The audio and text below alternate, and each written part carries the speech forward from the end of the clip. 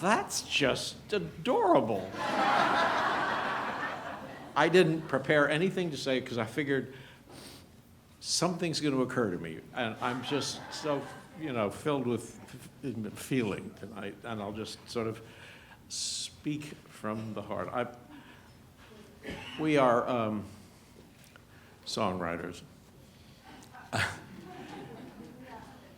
I always say that, you become a songwriter because you want to communicate with people, but when it happens, you're never there.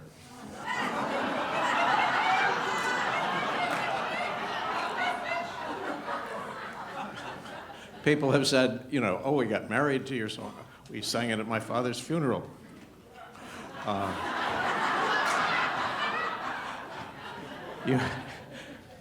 You want to make a connection, and you just, after a while, you kind of take it on faith that it's happened. And the only real proof of it is that people keep singing the songs. And because you guys actually care enough about the content of a song to actually do it.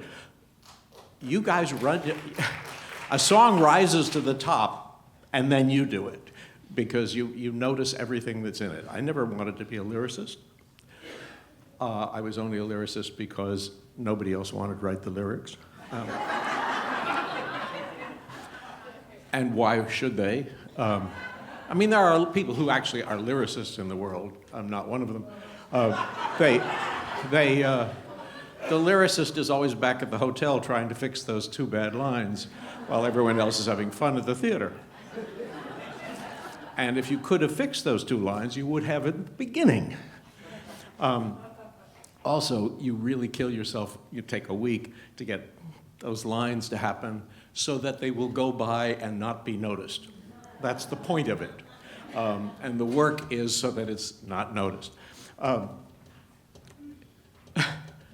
When David and I first came and did our first show, we had open calls. We didn't know that you're not supposed to actually go to open calls. We went to the open call. And one young person came out and sang, "There's a bright golden hair on the meadow." And it didn't seem to bother him that it not only was wrong, it didn't make any sense.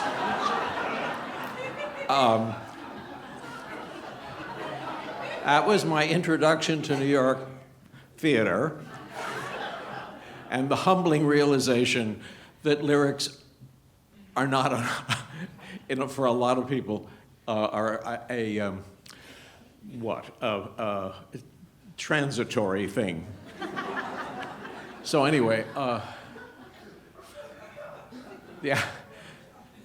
the idea that these songs go out in the world and are sung, that's the real point. Thank you for the award, from my point of view.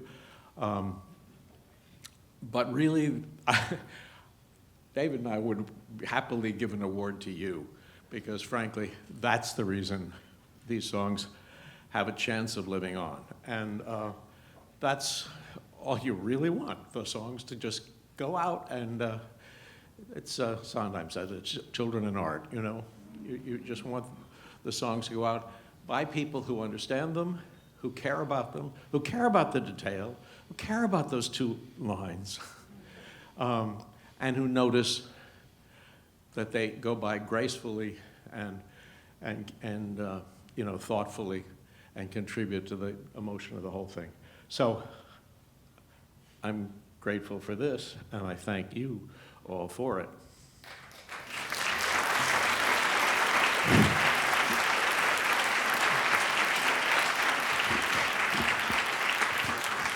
I was an English major before I was a music major, so I have to do the more formal remarks. Our song Autumn, which Charlotte Maltby will soon sing for you, was written for our first college musical. It was the first-rate song that we wrote, and a few years later, when we began our professional career in New York, Barbra Streisand was first becoming all the rage, at the Blue Angel Cabaret. And all of us neophyte songwriters were trying to get a song to her. That was the major goal. Richard and I were finally granted an audience with her backstage at the Blue Angel, and the song she picked from the 6 we played for her was Autumn. A few years later, we contributed a half dozen songs to a cabaret review called Graham Crackers at the upstairs at the downstairs. The Sap of Life, our first off-Broadway show, opened in a cabaret turned into a theater.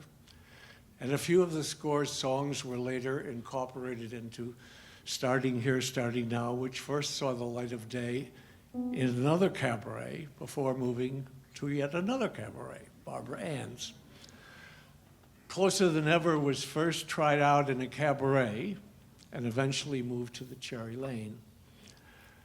Richard's multiple Tony Award-winning Ain't Misbehavin' was developed in the Manhattan Theater Club's Cabaret Annex, where it opened and soon transferred triumphantly to Broadway.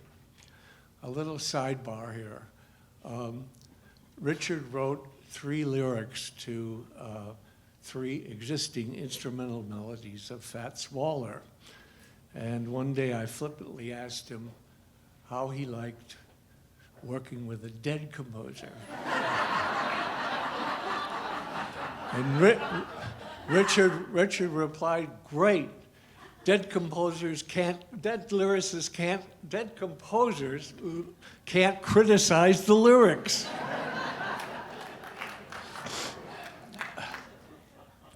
All the above is to highlight what an indispensable part cabaret and cabaret performers have played throughout our career. So tonight we want to thank not only the Bistro Awards Committee for this recognition of our work, but especially all the cabaret performers, past and present, such as our fellow honorees, the wonderful performers you have enjoyed tonight. Our songs are surely in good hands. And as Richard said, it's wonderful to know that performers as gifted as these will hopefully be keeping them alive for years to come. We are very grateful to them, and we share this award with them.